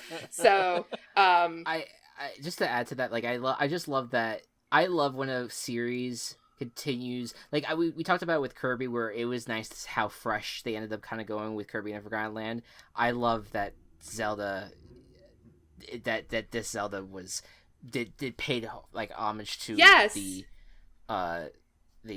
songs of the past. Yeah, I think that I just really like and that. I think you kind of had to do that for the sake that like I'll get into this a little bit later more, but like a whole portion of the game is Link trying to reclaim who he is and remember what was before. So I appreciated that there were these little, I mean, for me, I had no clue because I was a new player. Sure. But like to know that if you were somebody who was a big fan of the game coming in and hearing those familiar sounds and how nostalgic that probably was, I think that's lovely. So that's my other general one. And then just going into the specific towns, you have Kakariko Village, who I don't know, and somebody can correct me for other people who've played previous games of Zelda. I don't know if all of the cities that were in this Breath of the Wild game are cities that exist in all of the games. I know Kakariko Village definitely is, but I wasn't sure if that was the case for all the others. Kakariko is, Goron City is, Okay. Kakariko's the main one that appears in most, and then the others are here and there. Okay, so Kakariko... I think like Hateno is new to this game. Okay, so that one's actually my absolute favorite, but Kakariko Village... Yes. I just felt like the vibe was like, it was kind of like sassy and lively, but country, and I felt like I know it's like a staple village community across the franchise, so the sound to me felt the most classic, out of everything, and I feel like that was intentional. But just a very good little village soundtrack. I specifically, the Kakariko Village is highlighted for me in the chickens everywhere, and the infighting that happens among the different farmers in the game is funny. But then I love Goron City and the community there, and the sound itself, the music for this is like heavy and jolly and warm, and it's just such a friendly and hearty city. And the whole city is built around like the base of the lava volcano rock, so it's very hot, and it's just, there's something about this that feels like a warm big hug from like an old friend that you're seeing for the first time in a while. I just love that part of the song. Another specific is there's 2 ancient laboratories in the game. The song that I chose to highlight was the Akala Ancient Laboratory, and the music itself literally felt metallic to me. It's like very sciencey and electronica and fast-paced and fun and energetic, and it's a very exciting part of the game. I didn't use it very much, but you can actually like utilize the laboratory quite a bit. So I just found that was a really refreshing, fun, heightened part of the music to be thrown in. The 2 areas of the game that are my absolute favorite are the Korok Forest, which is in the center of Hyrule Forest, and in order to get there, you have to solve the mystery of the Lost Woods. And it's like a very fun and creative area in the game, and very childlike and whimsical and curious. And so those are what I would assign to the area and how I felt the song came across in that whimsy. And it's one of my favorite parts because in the Korok Forest, and I don't think this is spoilers, the game's been out since 2017, but the game is built upon the idea that Link is trying to recover whatever he can to be able to fight Calamity Ganon, and he's like the only person that can wield the Master Sword correctly or at all. So it turns out that the Master Sword is embedded in the Korok Forest, and you have to complete a challenge of pulling the Master Sword from its resting place, but in order to do so, you have to have a specific heart count, a specific amount of life that you're carrying around with you, because it drains as you're trying to use your strength to pull the sword. And to me, that is like, this area of the game is so childlike and so whimsical, and the fact that that is pulled like straight from an interpretation of Arthurian legend and childhood tale and whimsy is just so cool to me. And I feel like a otherwise like kind of overlooked most people look at it as like, okay, a means to an end for Link to get what he needs to move on, but the entire setup and motion of that entire mechanic in the game, the actual action of him having to remove the sword and everything, I feel like is important, and I feel like somewhat overlooked to a little bit of an extent. But my favorite village and sound is the Hateno village music, because it just feels like coastal and like easy and inviting. It's where Link can get a player home. It's like very relaxing. It feels like a happy place. It's the most satisfying community to explore, the little village. It reminds me of like a coastal England bay town. And the terrain is super gorgeous and exciting and lovely, and it's just my favorite. And then the only other song that I didn't cover, I think, is the Link's Memory song. It's very brief. It's only about 17 seconds, I believe. But it's essentially the sound that you hear in the game once Link receives some sort of information or recalls a memory that allows him to rediscover a part of himself. And the tone of the song is extremely bittersweet, but has like a curiousness to it. And it's just, they just did such a good job at giving each unique event or part of the game or area of the game its own ambiance that is so perfectly set up for the motions that you're going through. And even if you're just spending the game not pushing forward the storyline and just running around and enjoying it, you can spend so much time just enjoying it. And that's the little bonus that I left in for the soundtrack, because I use this all the time. There are so many people that have taken the Zelda music compilations and put them in YouTube videos for like anywhere from 2 to 10 hours of them just being like at a campfire or like overlooking the valley. And my entire YouTube algorithm just functions around this type of video. Like, that is all that I watch on YouTube, are these wonderful little background ambiances from mostly Zelda, sometimes Animal Crossing, but mostly the Breath of the Wild stuff. So, yeah, that's me trying to be mindful of time and run through this as quickly as possible. I think I only took like 15 minutes to cover my portion for all that we have. So, because I know that there are others who have other things that they enjoy mostly in the game that I wasn't able to cover. So I figured that a lot of discussion can happen around it. Yeah. My two favorites, Goron City, because it's Trombone City, baby. Fucking love the trombone and all that, and the low brass combined with the xylophones and marimbas. Just, it is such a unique and perfect sound for that kind of thing. And in terms of like feeling at home, I feel most at home in the Rito Village. Yeah. Love that theme. Yep. To death. That's my favorite. Yeah, one so too. does Anthony, and I was just like, no. I just like did not go, but I knew specifically that I was like, Anthony and Go Cubs are going to specifically mention the Rito Village because I did not mention it. For me, Hateno Village is another song that I frequently pull up and just listen to when I'm chilling out. Yes, yes, same taste. It's like, especially when I'm like a car ride or whatever, I'm just driving to work or something. Mm-hmm. It's just something to decompress, or just like to just exist while listening to. And it's just, it gives me like such a warm feeling, and I think it's supposed to do that because it's technically Link's home. Like, the house that you buy is his house from 100 years ago.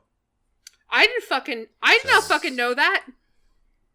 Yeah, it is his house. He has to rebuy it. Anthony, did you know that? I did not know that. Neither did I. Oh my god. That's crazy. I didn't know that. I love that more Fuck now. the housing market. Frickin' Bronson, is it? Or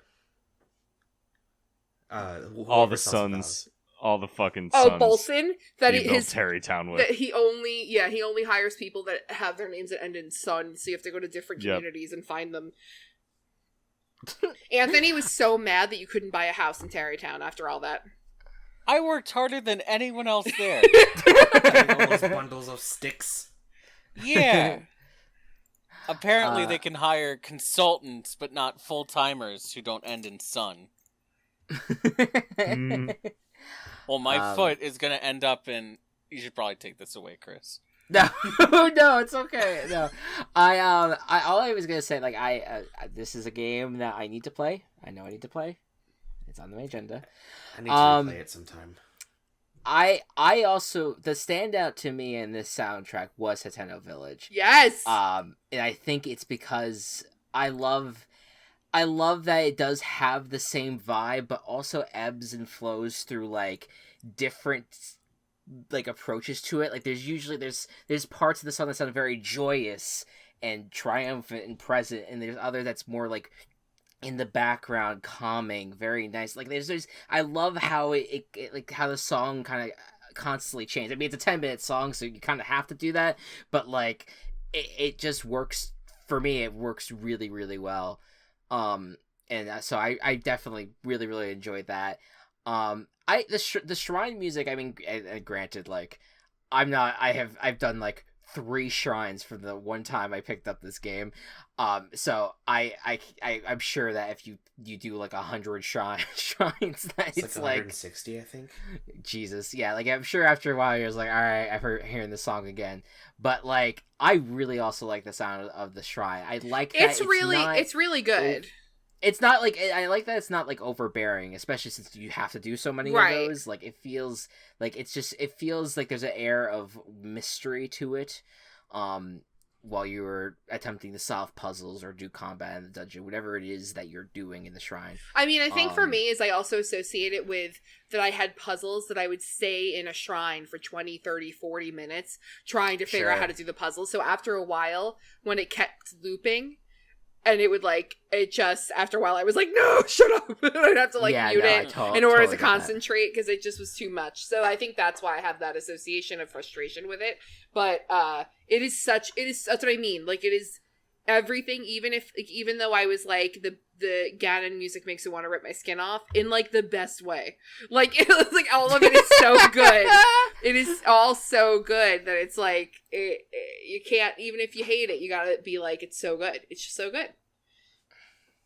Yeah. I think one of my biggest takeaways from Breath of the Wild soundtrack is how much they imbue energy into it. Mm-hmm. And that goes both ways. Like, the battle music is really hectic and, like, pulls in instruments that are sharper, faster. And the town themes are more relaxed, easygoing, and they use more smoother instrumentation. I really appreciate the variety that they've built into the soundtrack. Yeah, and I mean, like, that I think is so clear with the stables specifically. Like, the stables are meant to be a respite. They're meant to be, you go there to rest, to relax, to fill up on some food, to take a nap from your travels, and that is the most gentle song in the entire game, and just kind of, like, lulls you there, and it's just so peaceful and wonderful. Fun fact, this stable song uses a bit of Epona's song from Ocarina of Time. Wonderful. That makes sense.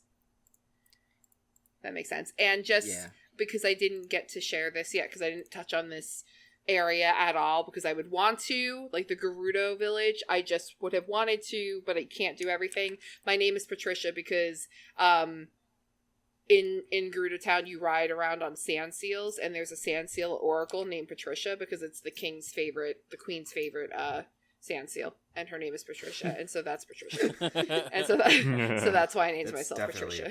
Oh yeah, that's delightful. Yes. So for context, Kelsey's name is Patricia in our Discord group right now. Yeah. Yes. So her name officially, her full title is the Sand Seal Oracle Patricia. So yeah. I just liked how each fucking place was so distinct. And I think I just wasn't expecting, like, what was it, the Akala Ancient Library? I'm like, I'm in a fucking sci-fi game right now. Yeah. What the fuck is going on? Yeah, the Akala Ancient Laboratory. Yeah. Also, because I was reading comments because, we're just listening through YouTube, and then you just end up checking the comments. Why is there a big, like, half-naked fairy lady in the Great Fairy Fountain?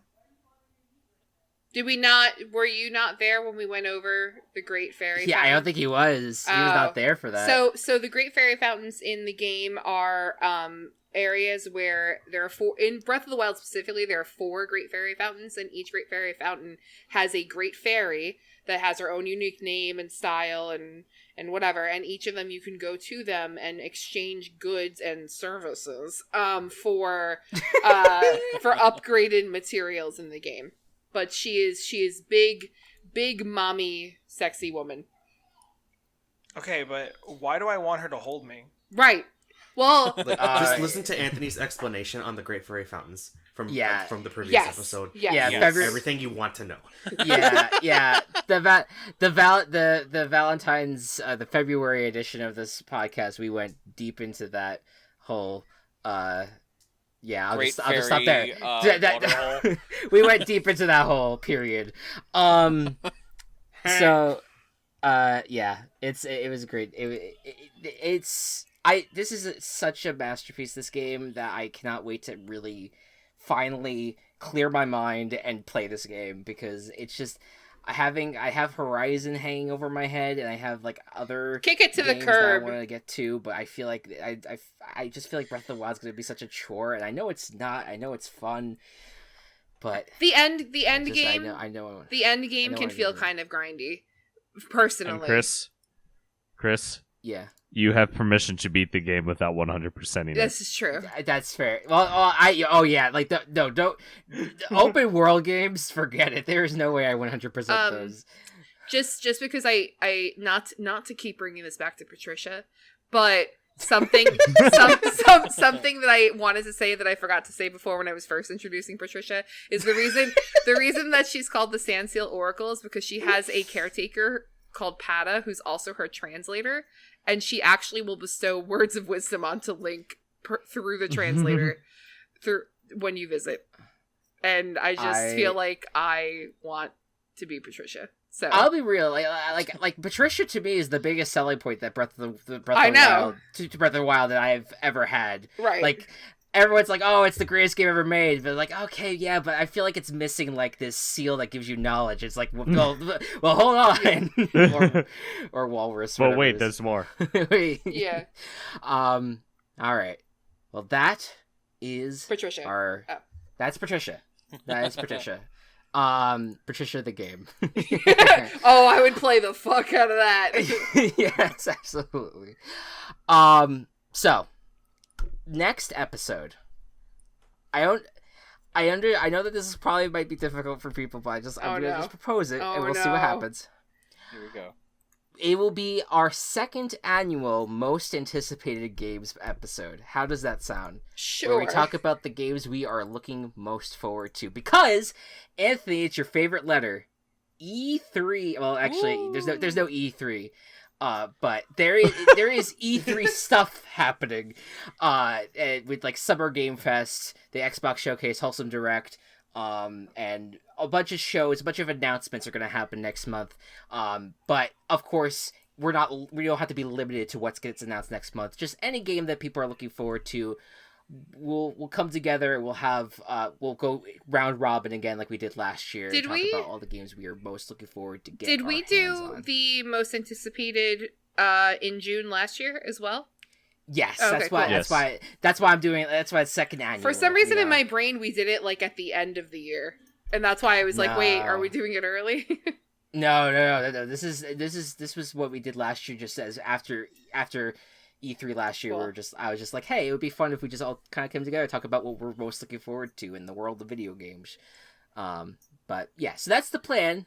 I'll let you guys know if that changes. Cool. You know, we'll keep tuned to that.